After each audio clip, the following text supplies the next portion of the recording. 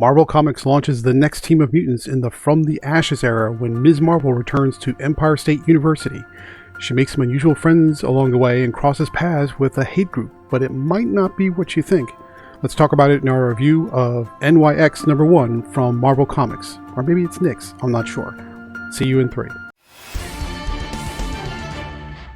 Welcome back to Comical Opinions. This is our review of NYX #1 from Marvel Comics.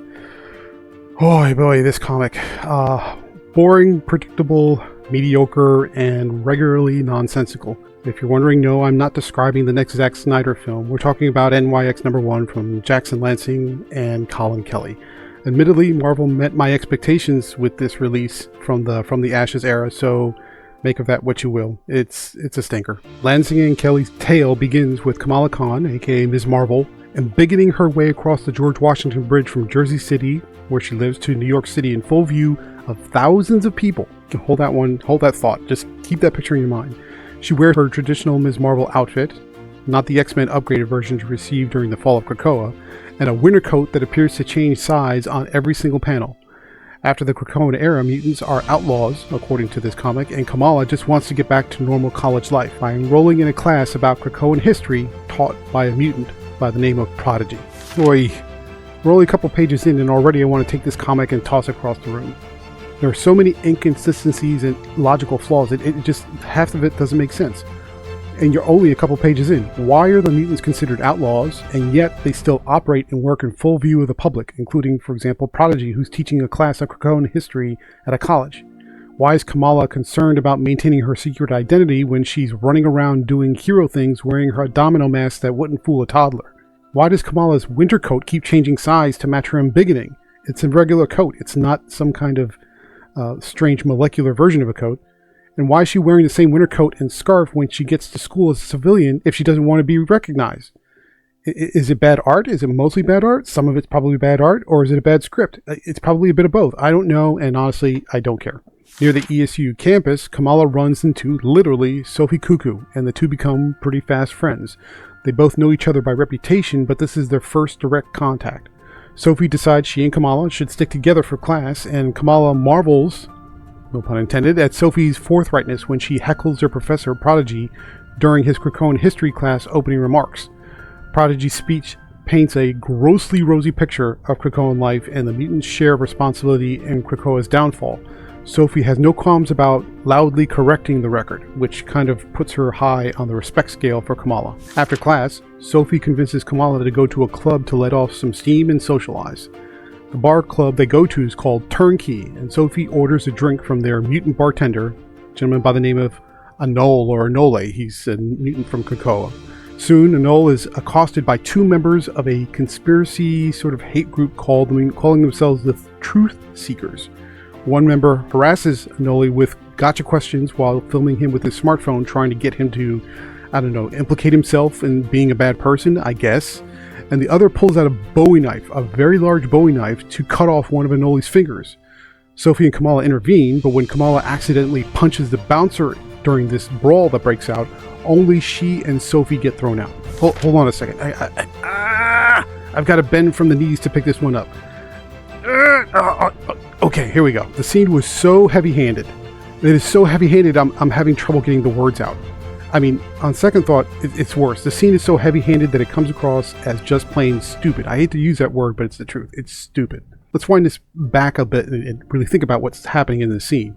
You have this bar/nightclub who accepts mutants to the point of hiring them in public view. In this case is Anole, who's sort of a reptilian type of character. So they don't have a problem with mutants. Two humans walk in and decide to cause trouble in full view of everyone who's there, while one of them is wielding a deadly weapon, a very large Bowie knife. The bouncer gets involved when a fight breaks out, and he gets a bloody nose as a result. But only the mutant girls get thrown out. Further, the bouncer says as he's walking away, leaving them on the sidewalk, "New rule, no mutants." While he has at least one mutant employed inside, and he left them alone with the Truth Seekers. Again, one of them has a very large knife and was threatening to cut off his body parts. What kind of nonsense storytelling is this? Okay, let's get back to the story. In the scuffle, Kamala gets her hands on the Truth Seeker's smartphone.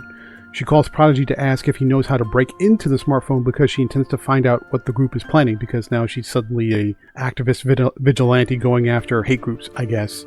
Suddenly, Kamala somehow, during the call, you never actually see it, runs into X-23, who destroys the Truth Seeker's phone and warns Kamala to stay away from serious hero stuff because she isn't ready. Alright, breaking down the scene a little bit, it has no reason to be here other than to introduce X-23 into the title. But the introduction is just clunky and weird. How did Kamala run into X-23 without noticing her? She's in full costume, and it just sort of comes out of nowhere, and you never actually see it because it happens while she's on the phone with Prodigy. Why did X-23 destroy the Truth Seeker's phone? What was the point of that? Why would X-23 believe Kamala isn't ready for serious hero stuff after Kamala died in Amazing Spider-Man, was resurrected on Krakoa as the only inhuman mutant hybrid, ran a detention center in Civil War II, and etc. I mean, the list goes on. In short, Kamala's done more in the Marvel Universe than X-23, so the scene is a bizarre misunderstanding of their mutual experience level. When Kamala swings her way home, a bit embiggened and just rampaging through the boroughs and the George Washington Bridge, she just so happens to arrive at the 34th Street terminal just as it explodes. Kamala somehow concludes the explosion is due to the Truth Seekers. There is absolutely no indication to explain why she made that conclusion. When Kamala looks for survivors or anyone trapped in the subway platform below, she encounters another mutant who calls himself the Krakoan. He's dressed in an outfit that looks like a vague cross between Krakoa-era Xavier with his cerebral helmet and Magneto's classic bodysuit and cape. The Krakoan begins directing rubble and subway cars at Kamala while taunting her about being a traitor to mutant kind for trying to save humans. Kamala moves to keep the train passengers safe when train cars are being thrown at her. While all that's happening, during the rescue attempt, the Krakoan just simply disappears. He just goes away. Admittedly, the scene delivers, I would just say, an okay fight. There's nothing particularly special about it, but it's okay. Kamala never explains, though, how she concluded the Truth Seekers were responsible for the explosion, so that immediately kind of throws you off. The Krakoan, say that 5 times fast, never explains why he blew up the 34th Street station. Consider this scene a fight without any purpose other than, yet again, just to introduce a character out of the blue without any context or setup or proper integration into the story. Later, Kamala meets up with Sophie to chat and eat, of course, because it's a Marvel comic, everybody has to be eating. When Kamala gets home much later, her brother warns her about keeping her identity a secret because she was on the news, of course, because she's embiggened on the George Washington Bridge in full view of thousands of people. And we learn that the true identity of the Krakoan, his agenda and his allies, is related to somebody that we already know. I won't spoil it here, but honestly, I don't think it's a reveal that anybody would care about. Overall, NYX #1, or NYX #1 if you prefer, meets expectations with bad plotting, predictable character shenanigans, clunky dialogue, mediocre art, and an all-around terrible set of creative choices. When this title was announced, I couldn't find anyone who genuinely had high hopes for its success. Fortunately or unfortunately, depending on your point of view, that lack of enthusiasm appears to be justified. So final thoughts, what do we think about NYX or NYX #1? We start a Ms. Marvel-centric book when Kamala Khan goes back to ESU and makes more than one mutant friend along the way. On paper, this series sounds like a pitch-perfect appeal to the YA or young adult crowd. But the nonsensical script is riddled with introductions that come out of nowhere, plot holes galore, heavy-handed social setups and scenarios to kind of make you think everything is worse than it is, and a villain reveal that's about as enthralling as reading the obituaries. I mean, it falls completely flat. Plus, the art team follows the rule of make it look pretty, but forget about making it make sense. All bad signs right from the start. Therefore, NYX #1 or NYX #1 from Marvel Comics earns a 3 out of 10. There's no reason for this comic to exist, but if you're going to make it, at least be competent about it. Sadly, there's nothing here that rises to the basic level of good, so it's a total waste. But, I'm being harsh, but that's my opinion. What do you think? Is this one of your most anticipated comics coming out of the From the Ashes era?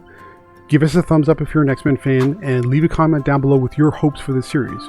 Also, remember to click on the link in the description to read the written review and buy this comic if you so choose. Thank you very much for joining, and stay tuned through the outro for the next and hopefully much better review.